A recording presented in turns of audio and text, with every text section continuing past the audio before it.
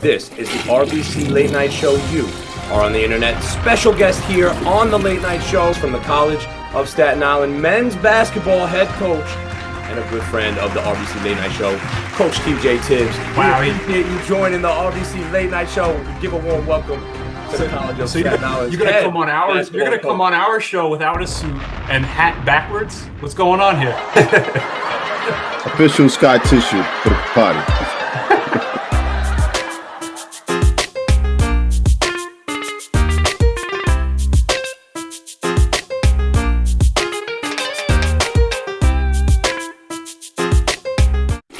Talk right now. I'm on the potty. We appreciate you coming on the Late Night Show. We know you're a busy guy, Coach.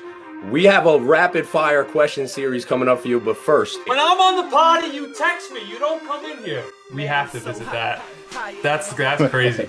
Tibbs, me and Greg were just talking about, some topics to bring up. Listen, we have a college basketball head coach on the RBC Late Night Show. Let's jump right into it. Rip the Band-Aid right off. First question for Coach Tibbs. How do we build long-term commitment or a long-term just culture or chemistry now with the new environment? Well, I think NIL really only affects the Division I level. So when you're talking about there, I think there are some programs out there that are doing it the quote-unquote traditional way. I mean, you see like Purdue, for instance, right? We just had Liam Murphy, a Staten Islander, commit to Purdue. And they rarely go into the portal. I think Liam is the fourth kid in 5 years that they have gone into the portal. And there's something to be said. It's very intentional, right? The guys are staying there. And I think a lot of it is they don't care about recruiting rankings. They're never the highest rated recruiting rankings program in the Big Ten or in the country, especially considering the amount of success that they have. So they get guys, and you look at their roster, it's mostly Indiana kids that probably grow up wanting to go to Purdue. Everybody says NIL getting paid. Like, a lot of kids aren't getting NIL. There's actually three different things. There's your NIL, there's your collectives, and then now you have the rev share that's going to be coming in for this year in July. So there's three different ways that kids are getting paid. And I think, as all professionals do in any walk of life, when kids get a chance to get a 500 to 1,000% increase in what they're making, they're jumping at that. And I always turn when people have an issue with it and say, well, would you take a 100% raise? Well, a lot of kids are going from zero to literally making hundreds of thousands of dollars. I think the biggest rule change that is messing with the stability is unlimited transferring. Like, that is just one thing. Like, if kids are going to transfer every single year and go to 4 to 5 different schools, you might, as academics, like, you can't tell me that they actually matter at that point. You literally can't get it. It's almost impossible to get a degree. How do you approach coaching and recruiting freshmen? Are they different now? Do you treat them different? Do you try not to? Is that the elephant in the room? I love recruiting freshmen. We had 3 commit in the fall. One just recently committed in the spring, and we might get one more. So it's funny because this year is the one year that I've realized that teams are really older. They're not organically older where the kids have matriculated freshmen, sophomore, or whatever, transferred in one time, and now they just have a collection of seniors. With COVID, with redshirting, you're seeing kids naturally be at places for 6 years now. Yeah, I know. What was his name? Jawan Roberts of Houston. He was in his 6th year of college. Yeah, because he had COVID and he redshirted. So I was someone that transferred, not during the NIL time. I wish, maybe I could have worked something out at that time. But, yeah, bro. Yeah, first off, I don't know. I hate that, coaches and, media is complaining about kids transferring when they have an opportunity to change their lives and their families' lives. And, even in my type of situation where I transferred to a better situation for me, for my playing style, but at your level, Division II, is that affecting you guys at all? Yeah, it's all trickle effect. Everything. Everything affects everything, especially now this year with the JUCO rule. Kids who are going to be done this year, but did it 1 year in the JUCO or NAIA, they can play again next year, but they can only play at Division I schools. So now you have all these kids in Division I that were like, I'm done this year. September, October, November, I'm done. This is my last year. And then this ruling comes out in like January or February, I forget when it was. And now all of a sudden, all of these kids are not done.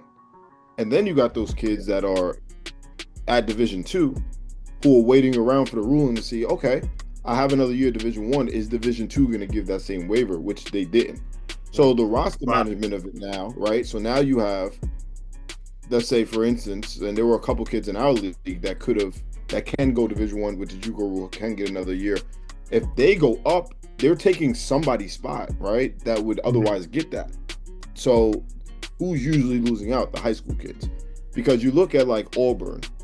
Auburn's average age of their starting lineup was 23 years old. One of their best players was Tahad Pettiford from New Jersey, who's 19. But their average age was 23 years old, like 23 and change. Yeah. And you're talking about, you're somebody who did 4 years of high school at one high school, went down, did 1 year, did a redshirt year, which is another thing that we're losing out on. And I know you could speak of how the redshirt year definitely it's a benefit. 100%, yeah. So it's a benefit, and we're losing out on these kids redshirting. But when you graduated, you had to be 22, turning 23. This crazy stat about Auburn, they were older than like 5 or 6 NBA teams. I understand what it looks like. It's just the intentionality of getting older. It's one thing to be old, right? Yeah. It happens to be old. Like what's taking kind of, people who love college basketball and the integrity of it is that people are intentionally going to get old with 1 year guys or 2 year guys.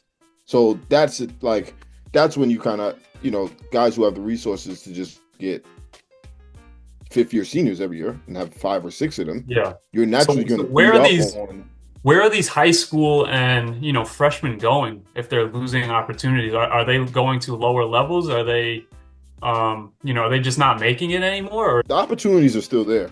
I think what I always tell kids is, even kids that we recruit, all of our kids want to play Division I basketball, and I respect that. Everybody does. Of course. If you have something and you like it, you should take it. Mm-hmm. It's that simple. Like, there's no more of the, oh, well, I'm kind of waiting around for this or whatever. Like, kids wait around to the spring. Like, right now, we have 19-year-olds playing 17U. Like right now, this weekend, right now, kids who have reclass, going post grad or whatever, and to try to get recruited, still not getting what they want, and are now playing with the juniors in high school. To me, that's something that's got to stop. Like, in all fairness, this is now your third 17U AAU season. You were 17U when you were a junior. You were 17U when you were a senior now, going into your post-grad year. But where's the enforcement of the age? Where's that 17U matter anymore? The 17U? There is no, it doesn't matter. There's only a couple. Enforcement? There's no, when people say there's AAU, nothing anymore, bro. There's no regulation for anything. But when you talk about high-level basketball and like kids going high major, like professionals floating around, sneaker money, when you talk about sneakers, it's only Nike UIBL is the top. It's not even close. The way it's organized, the teams that they have, the players that they have, it's not close. And in no order, it's Adidas, 3SSB, and Under Armour. Now, what a lot of kids do is they play in these like Under Armour Rise, and I'll use that for an example, and they're playing a stop in Phoenix. And you have a team of New York and New Jersey kids playing in Phoenix. Well, there's probably kids on that team, let's say for me, that I probably have scholarship money for. But am I going to Phoenix? No, it's not in our budget. Yeah. And I can go to one of the local circuits where we can drive. My whole staff can go. We can get in the same car. And we can watch 20 to 35 teams that I can actually recruit. So even if my number one recruit is playing in Phoenix, why am I going out there? It's going to cost too much money. And I can literally watch 4 games that week that can help me. So we're not going. So a lot of kids fall under the radar of their recruitment because it sounds good that they're doing all this, but you're not playing within your recruitment. So I go out during the year to recruit, but I'm really focused on our team. Like, it's hard enough. Like, we don't have 7 assistant coaches. Like, I don't like to leave campus unless, I don't like to leave campus to babysit. It doesn't make sense. I want to focus on my team. I want to sit at my office and watch the film. I want to sit in my home office and watch the film. So I do think up until 15, 16U, like a lot of the traveling aspect of it is overrated. So what you're playing in the live 16U on court 15 at Spooky Nook. The competition aspect of it is cool. It is. You're going to play some good teams. But exposure, like, they had to literally move the calendar this year. The first live period is in May. It's usually has been 1 or 2 in April. Mhm. Recently been 1. But last April, when we were out, this is about around this time, maybe the weekend before, there was hardly any Division One coaches out because it's in the middle of portal season. So they're hosting kids on visits on their campus. They don't got time to look at high school kids that are not going to help them. But these schools don't necessarily have the patience for them to develop. Yeah. Especially when you look at the landscape of there's some guys who have lost their jobs in 2 years and Mm. made their conference tournaments. So like there is no more of that of somebody taking somebody because of their work ethic and because they understand like how they're going to develop. Like I don't think Yeah. Larry Brown took you because he thought you were going to be all conference player your freshman year. He understood that your IQ, your development, and all that stuff was going to be taking a chance. There's not really too much of that anymore. We have Coach TJ Tibbs here, the College of Staten Island head basketball coach. We'll ask him if he's sneaking peeks into the portal to see if anyone left without telling him. And also a little bit of just how it works. Payment-wise, don't go anywhere. You're on the internet.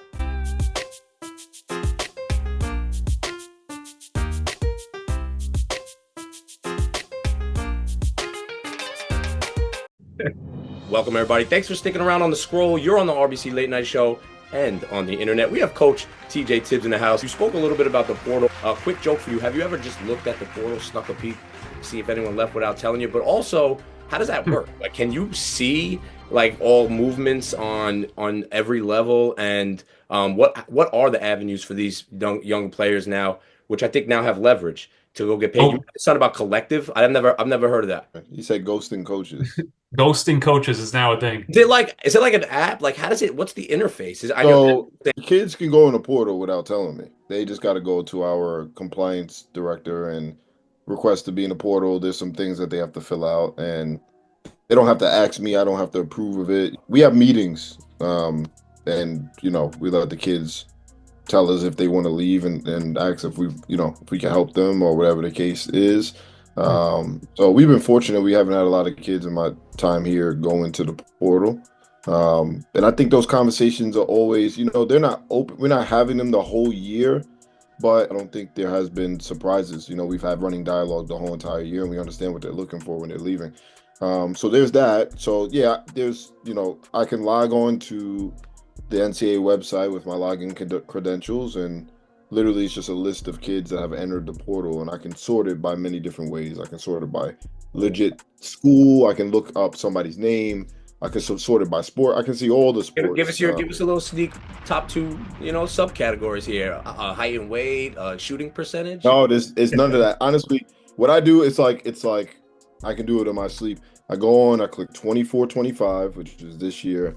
Men's basketball. I usually click Division 2 to see the Division 2 transfers, and that's it. It's just you could do conference, you could do teams. It's not really that much information. It's not as exciting as people make it sound. That's why when people always talk about the portal is not the actual issue at all. The actual portal has nothing to do with what's going on.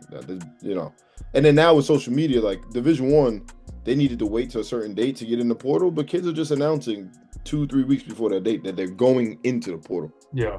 I did have one question though, like about the D2 level. Are there any top, D2s that are leading the way in NIL?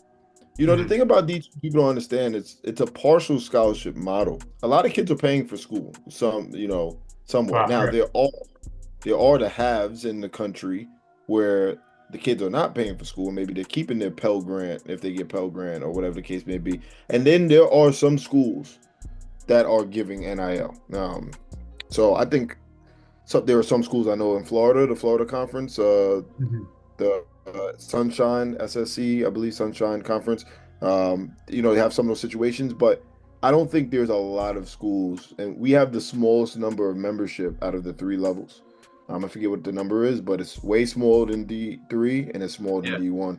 But kids have the opportunities to make their own NIL deals. With all the AI analytics, the player tracking, all of that new school technology, social media for recruiting, give us a little bit of what you've taken from the old school instinct, the eye test. Do you have something you lean on now in all this kind of new school? Yeah, there are a lot of things that are important to me. The relationship is important. It's that simple. Like if you don't come to campus, we're not gonna recruit you for too long. You Mhm. really don't want to come here and just want to offer. We don't just offer kids. You are not going to see offers flying from CSI on social media because they played a good basketball game. I want to know your family. I want to know your siblings' names. I want to know your pet names. I want to know who you're going to call when I get on you. Who's that person when you're walking back to your dorm? Who are you going to call? Because we've already built a relationship. So I think the eye test, I think some things like birthdays and wingspan, like I'm really obsessed with that. Like birthdays are like really important to me and wingspan. So what about on the court, coaching wise? What's a, are you big on analytic? This guy's shooting this percentage, or this defense Yeah. is working better. What's the old school Yeah. you see on the court now from the sideline? So it's a balance. I would say that, everybody would like to think, what I tell people, balance doesn't mean 50-50. Yeah, right. So I'm trying to balance more. I'm somebody that even like playing wise, a lot of feel, I wasn't thinking about analytics. Oh, I wish man. I was because I would have taken more of the shot that I was very efficient at, which was the 3-point shot, right? So we do speak to our kids about analytics. We don't give them all the information, but they understand that a 40% shooter from three should take some bad ones, especially when you have a good offensive rebounding team, because it's really like a 60% play. And I think, we don't want to talk about math all the time when you talk about basketball, but it is an equal opportunity game. It's not score, you keep it. It's you get a chance to score, then I get a chance to score. Teams have equal possessions at the end of the game. The only amount of possessions you can have more than the other team technically is one. If you started with the ball and then you end with the ball, you can have one more possession. So it's an equal opportunity game.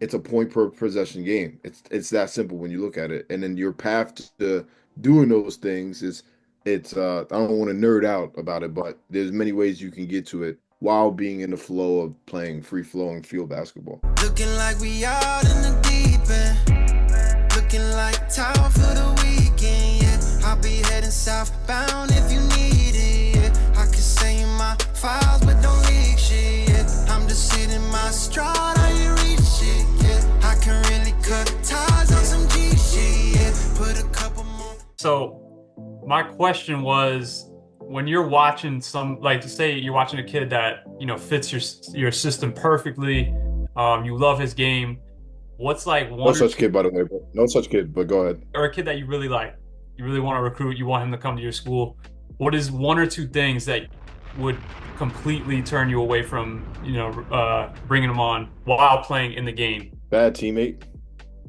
Bad teammate. I guess bad teammate, bad body language is in the same thing.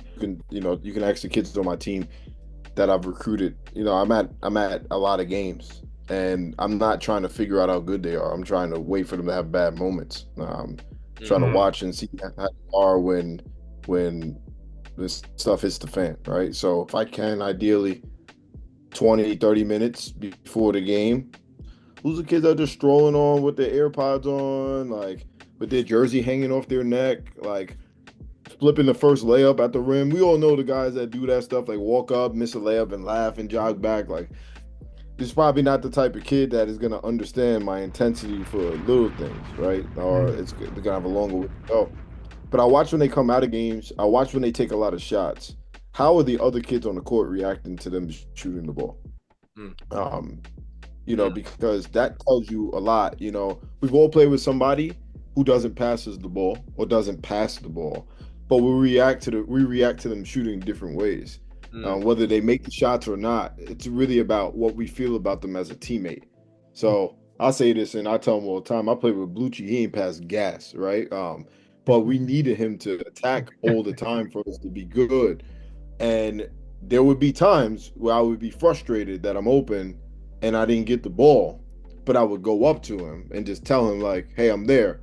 But like I wasn't throwing up my hands, and because like he could do stuff that none of us could do, and I understood that. But that also came with being a little bit older and having the emotional maturity to go about it in the right ways. In AAU, when every game, like every parent has their cell phone up, recording everything, and like you have 5 coaches come to watch a game, and kids get anxious, and it's like none of those 5 coaches are there to watch you. Doesn't matter how you play, like they're not there to watch you. And then I guess another thing would just be like everybody celebrates and stuff, like has the 3-point cellies and stuff. So that's whatever. But there's a line. Talking to other You're not throwing coaches, talking. grenades in the crowd. You're not blowing out Grenades a are machine becoming gun. fashionable No now. grenades? My grenades are fashionable now. John Morant does something that takes off. So What about the bow and arrow, the booms? listen, as long as you're getting back on defense, or like when we're pressing, as long as you get into the press, I don't really care.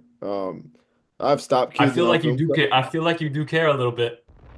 Oh no, I definitely care. I definitely care. Like I want you to play. I always say, play with emotion. Don't be emotional. It's two different things. Act like you've done it Yeah, before. you. I don't even care. Like that's how I had a 3-point celly when I played. But I made sure I did what I had to do. Kids will go bananas and lose their focus, their concentration for the next thing. Yeah. I have pulled a kid. I'm notorious for watching the same clip over and over and over and over and over and over and over again to make a point. And my kids usually get it, they understand, and it doesn't happen again. But you want guys to play with emotion. So give us, obviously a little bit of help for the younger generation. What should they be putting on their highlight tape? What should their approach be to contact you maybe, or do they do their due diligence? Like, give us your top advice for these younger guys maybe tuning into this and listening, like, what should my path be? Obviously being realistic with yourself. You have to know what you want your outcome to be. That's the bottom line. It starts with the end. Like, you can't just, I want to go D1. All right. Well, this conversation is either going to be really short or really long. Because you don't decide if you go D1. Other people decide for you. You don't decide if you're a Division I player. You have to do the work, and then you have to take the appropriate steps to even get a chance. There are Division I players floating around out there that nobody knows who they are. So that's, there are NBA players floating around out there that nobody knows who they are because of whatever the case may be. But let's talk about highlight tapes. If they're 2 minutes, it's probably rare that I'm getting to 2 minutes. I have some pet peeves with highlight tapes. If I see a free throw on a highlight tape, I'll automatically turn it off. What's the average watch time now of these? You could tell in the first 30 seconds if you want to watch the rest of the minute.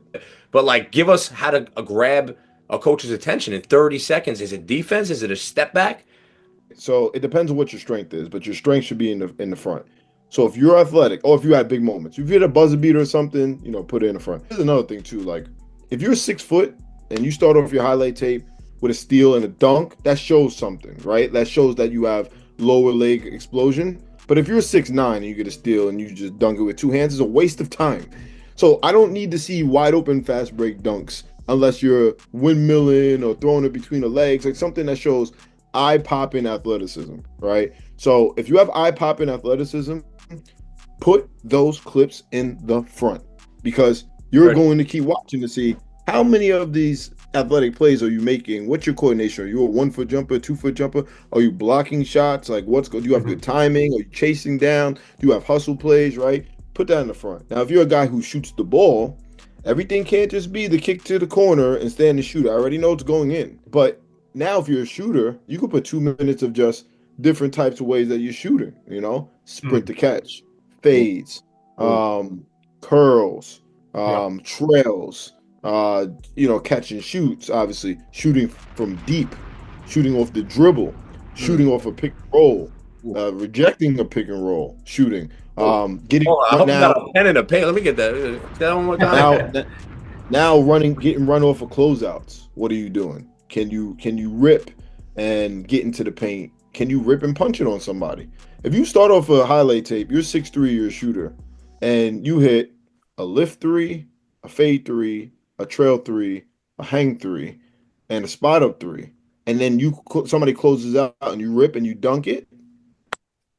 What more else is there to see? I mean, there's probably other questions that you have, but that's going to be enough to make me want to follow up and watch other things. So should they be putting defensive highlights? If they're great, if you see a kid like full court, yes. That's one thing I could think of, like, because if I see a kid and he's playing full court and their team isn't necessarily like a pressing team, but he's up there, he's got something that's going to keep my eye. I assume that though, every kid that comes in, we got to teach them defense. Yeah. Every kid. I just assume because it's just high school basketball is just different. Scouting is different. If you're a 6 foot guard, that you can struggle. You can go to a game and watch a kid and be like, oh, I don't know if he should be that level of player because it's very hard. But the reason why these kids are good is the consistency of what they do, not because you go watch them play one random game Right. and you're like, oh, Brian Bernard is the best shooter in the city. I watch him go 1 for 10. Sure, Right, I bet right. there's a bunch of those games. I had Virginia recruiting me. I Yeah, remember. they came to one of my games, and I had my absolute worst shooting game probably in my entire life. I probably went like 0 for 12. I probably missed some free throws. But I knew they were watching, and I was one of those. It was one of those moments. Like I wanted to be a high major player. I have a high major school looking at me, a lot of pressure, and I just didn't handle it that well that game.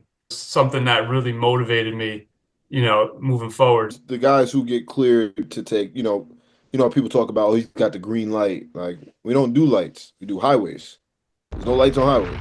Yeah. So if you play for me and you're one of the guys who have earned the right to shoot the 3 ball, Get on the highway. get on the highway. There's no lights. Wow, at all. No you're going traffic. local. A lot of guys going local streets for you. If you can't shoot, it's a lot of it's 4-way stop at every shot sign. It's like I have big guys that come in and they're like, every big kid wants to be the point guard, like they all want to do that. So I go, yeah, they're like, yeah, well, I want to step out and shoot the 3. I've never stopped anybody from shooting 3s, but they have stopped themselves for sure. When we test in the preseason, we test weekly, 5 shooting tests. And if you pass 3 of the 5 shooting tests every week, I don't say nothing about any of the 3s you take at all. I want to see. I love that for a kid that's especially, a kid that keeps asking like, yo, can I shoot more? Can I be, can I get more shots up, coach? Yeah. Like, You holding prove me it. back. Like, I want to shoot 3s. Like, nah, man. Like, and I put the shooting test results on my door. yeah. So anybody walks by, and I'll tell this quick story real quick. Austin Mick, he played for me from Ohio. He, one of the hardest workers I've ever had. The first year he came, he started off the year like 1 for 30. Like, I'm probably exaggerating a little bit, but it was that bad. He couldn't hit a shot. And people in my office used to come by my office and be like, man, this new kid, like, he shoots so much. Yeah, nobody says anything about people who shoot so much and the ball goes in. You say it about people who, like, if you shoot 2 shots a game and you miss them all, you're shooting too much. It doesn't matter the number of shots that you're taking. So, yeah, I kind of just went off at lunchtime one day amongst, people in my staff and just like, yeah, Austin Mick is going to break records here at CSI. And he's going to keep shooting that much. If you come and watch the game, he's going to keep shooting. And when he stops shooting, he's going to hear it from me. And sure enough, I mean, he has the school record for most 3s in the game. And he was 9 for 13. And this is a kid that was struggling that year, but you trust in the work. When guys put in the work and they show you, and then you can, we talk about analytics, right? We can quantify that, then reward you. So I don't care. I would love for all my kids to shoot 35% from 3. Well, why am I stopping that? We just talked about analytics. It is a great play. But if you can't, then you won't. It's on you. Just get in the gym and work on it. Well, I'll tell you about Aaron Goldstein. I knew he could play at our level when he was a freshman playing freshman basketball. And it sounds like clairvoyant now, right? Because he's a good player at our level. I watched the video he put up, right? He grew up on Staten Island. He was playing freshman basketball. So we know there's some great players there, but a lot of those kids aren't going to make it to varsity, right? And he came off a ball screen with his left hand. He was like 2 or 3 feet behind the high school 3-point line. And he just pulled up from 3 like it was like the first play of the game. And he just pulled it from 3 and it went in. And I didn't watch any. I'm not in the habit of watching freshman games in high school. But that was an elite skill that people don't have in college. You don't have that. There's a lot of kids that get the under on ball screens that we coach against. You force a team to go over, you can manipulate the defense just by sending a ball screen. So we offered him when he was a sophomore. Before he started his sophomore year of high school, he hadn't played a varsity game yet. He actually doesn't have a score for us to be good offensively because he's putting 2 on the ball every time he comes off the ball screen unless we get switched. So that was really impressive for me to see a 14-year-old kid, every bit of 14, not reclass, probably like 125 pounds. His mullet was probably 35 pounds of it, and doing things that, I thought could translate to the next level. When should you reclass? 8th, ninth, 10th, 11th, or 12th grade? Obviously, give us the top two. One size fits all answer. So give us the top two, in your opinion. In my opinion, this is all things being equal. I think there's a lot of factors and variables, but it's really close. So I would say repeating 10th grade is like the ideal way to do it. Repeating 10th. So after 10th grade, repeating 10th, I think is the best thing for the majority of people. And then after that, I would probably go repeat 11, with a close one being like, and it's really for a couple of different type of situations in kids, being repeating 8th grade, to keep some things intact heading into school. That's like if you're gonna go locally, I guess, or like it depends on your goals. Like I said, the outcome and like where you're at that point. I'm not really a fan, ideally, of repeating 8th because I think a lot of people are chasing short-term success. I think you'll know by the time you're in 10th grade, 11th grade, if your local high school experience is doing it for you. Do I need it? I think there's value, especially with a family sitting at home at the dinner table, going to football games, like having that true, like, especially like, we grew up on Staten Island and you guys went off Staten Island, but you guys were still at local high school games when you could, like Staten Island does it better than any of the boroughs, respectfully, as far as community. 100%.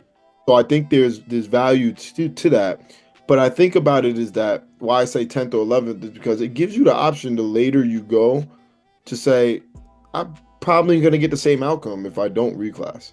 And now it's a matter if you want to be more prepared for that outcome or if you just want to go to college. Like if you're probably going to be a high academic Division III player, now it's just a matter of, do I want to get to college now or do I want to get more prepared for that? Because there is the academic component of it.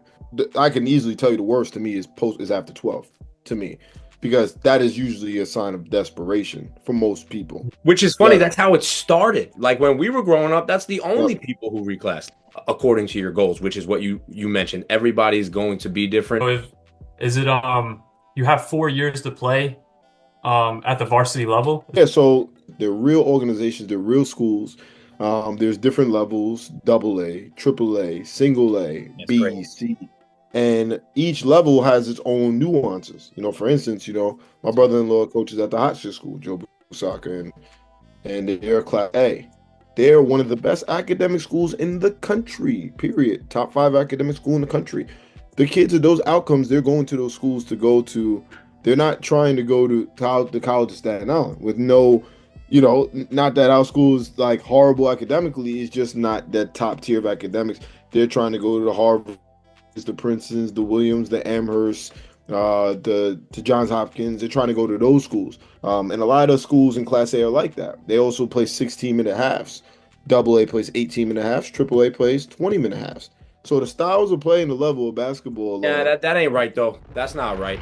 To me, that's not.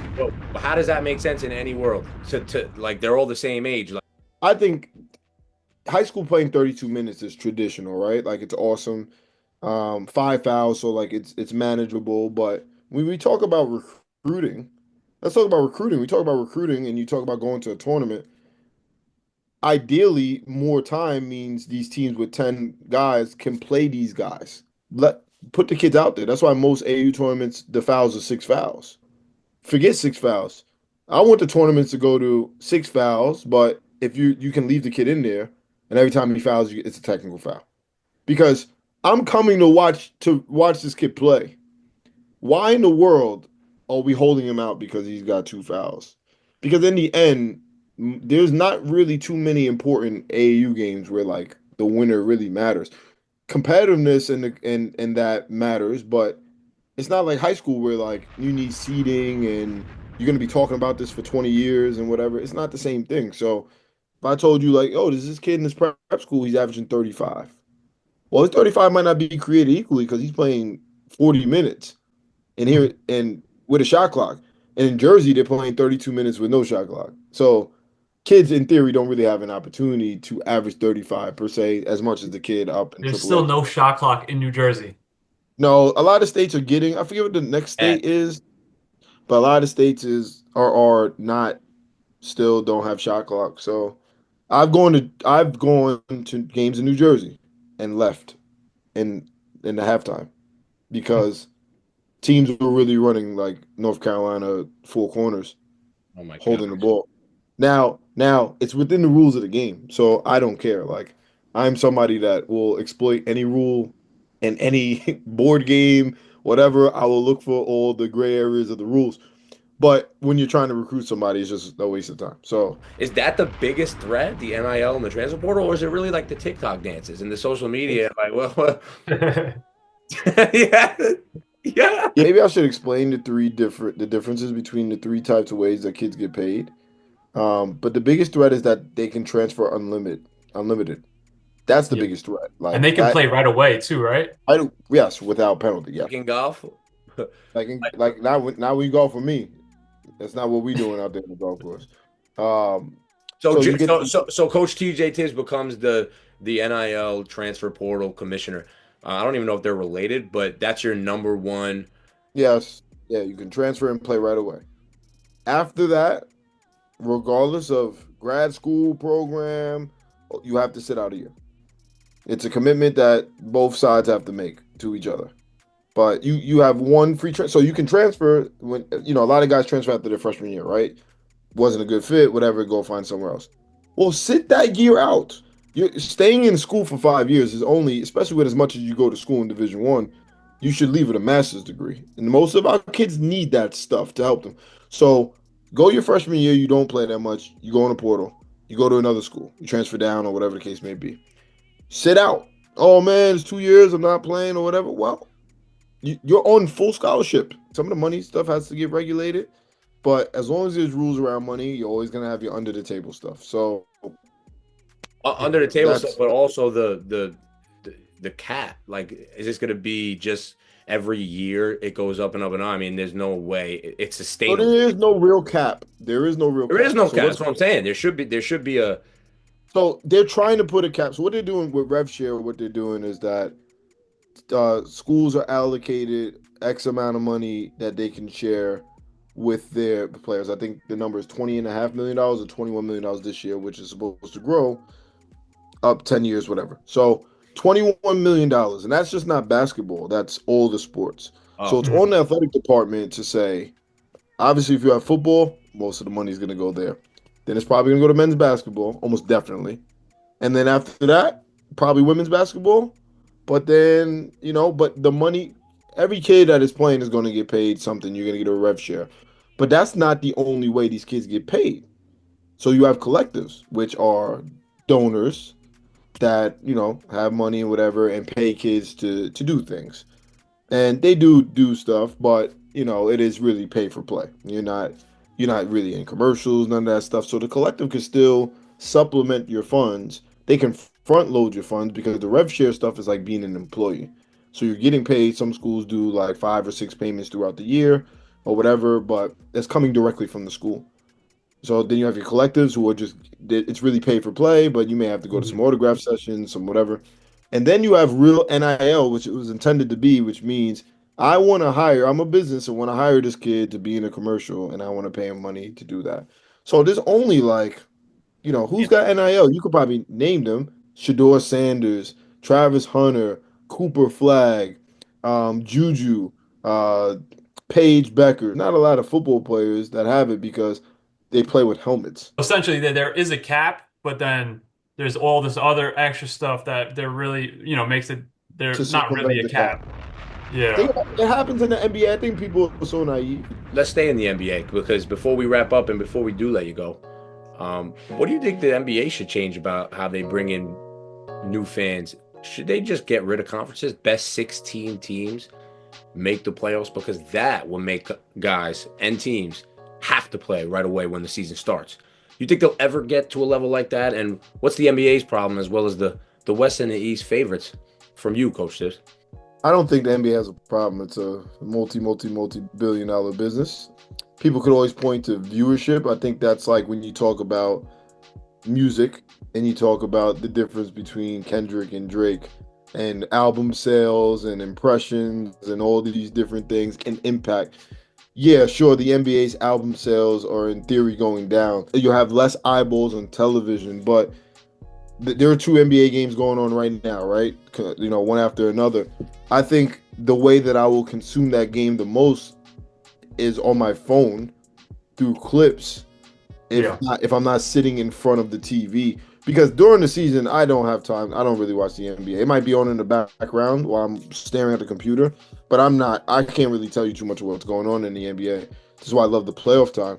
But there are 10 minutes I can sit in my office and watch the 10-minute clips that people do and see every single basket, which is a great way to consume a game. It's really a social event. Like, you go to a game, there's not a lot of guys just like, I want to go watch the Knicks. Let's just go to the game by myself.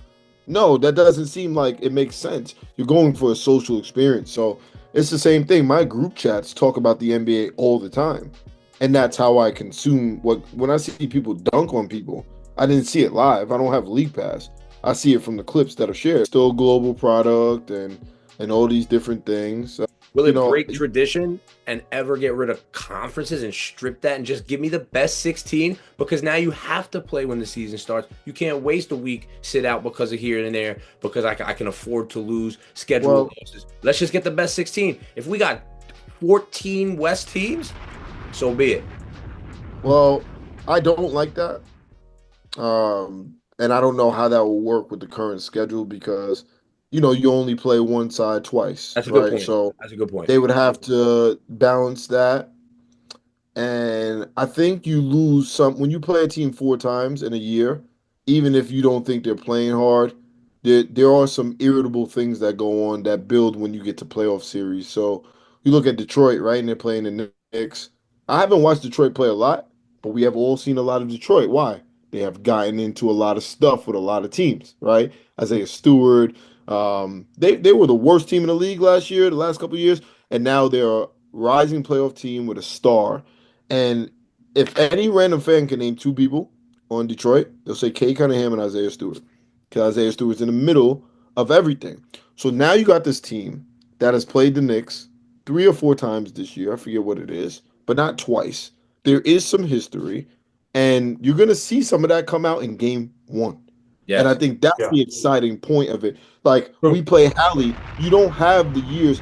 You might not ever play a team in your lifetime again in the playoffs if you go to that. And I think, right, when you go like, oh, when the Bulls Knicks, like, oh, and you play all this John Starks and Michael Jordan and Scottie Pippen, like, yeah, a lot of people don't care about that, but there is a section of people that do, and it builds some history. Even though it doesn't matter to the game, there is some history.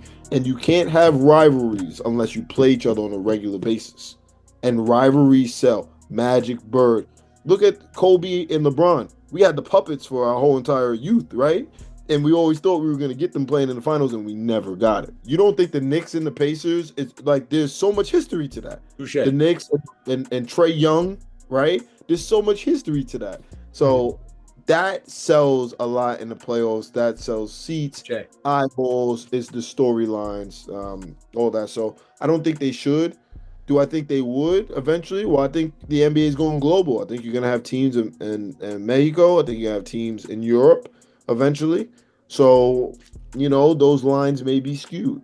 So we've gone back and forth with players, coaches, fans, ranking that bubble ring because LeBron won it. They don't like to give it credit. Where does it rank with you? Is that a tough bubble ring to get? Is that one of the hardest, if not the hardest, with no fans, no manipulated energy, no ref influence through adrenaline? Or am I going off the deep end there? Off the deep end. None of that matters. We've all played pickup with no fans, right? Like with nobody around, and those games have been intense and they matter, right? You're not playing for the trophy or anything like that. Everybody had the same freaking circumstances, right? Everybody agreed to play. They getting paid millions of dollars. Everybody had the same circumstances. Was it odd or whatever? Sure. Were there no like real home games? Sure. Who cares?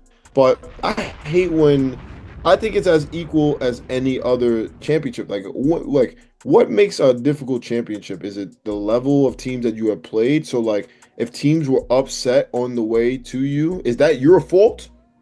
I don't understand that argument at all. Like, you play the teams that are in front of you, you still got to beat them. And if a team has beat a team that was supposed to be there, then they beat them. LeBron has ran into some of the greatest teams of all time. He has come second as much or more than anybody. What does that mean?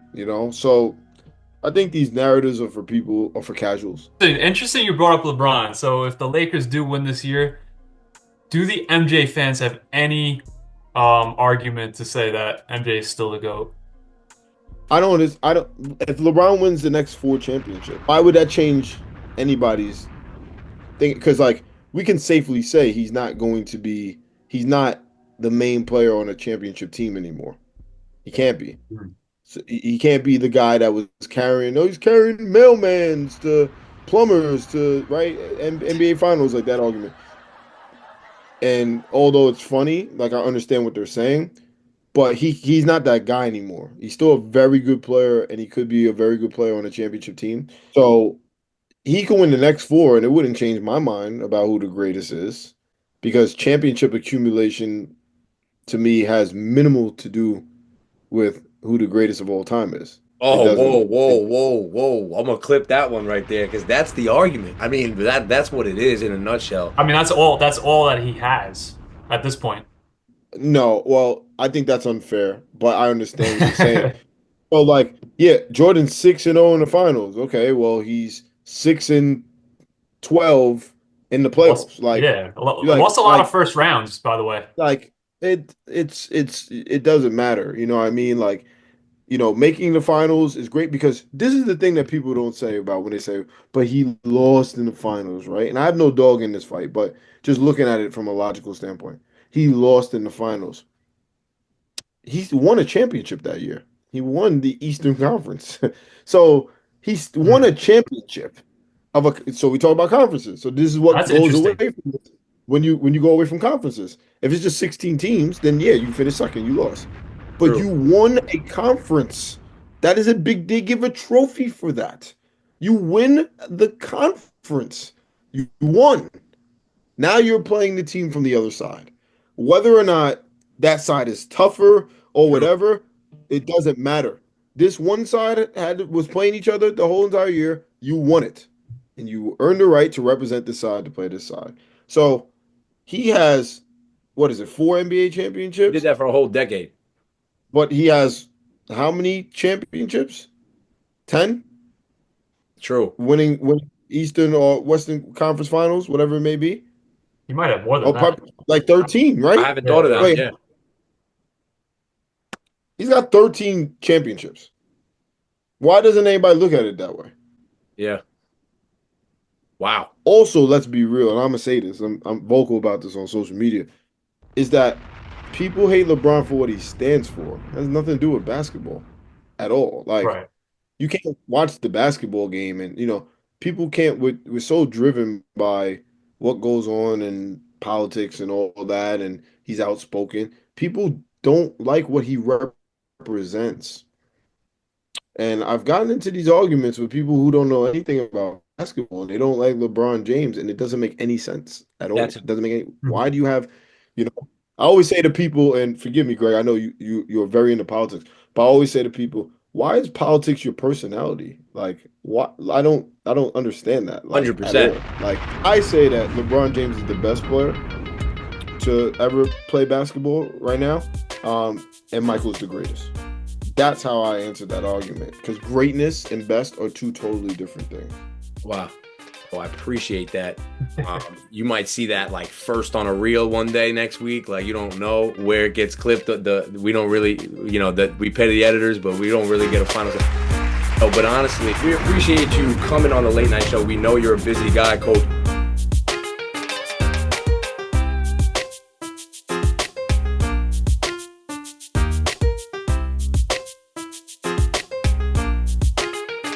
Can you get up my face?